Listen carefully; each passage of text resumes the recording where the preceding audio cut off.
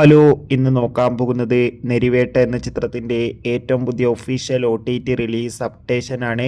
വീഡിയോയിലേക്ക് മുൻപ് ഈ വീഡിയോ ലൈക്ക് ചെയ്യുക, ചാനൽ സബ്സ്ക്രൈബ് ചെയ്യാൻ വേണ്ടി ശ്രമിക്കുക. ടൊവിനോ തോമസ് നായകനായിട്ട് ചിത്രമായിരുന്നു നെരിവേട്ട.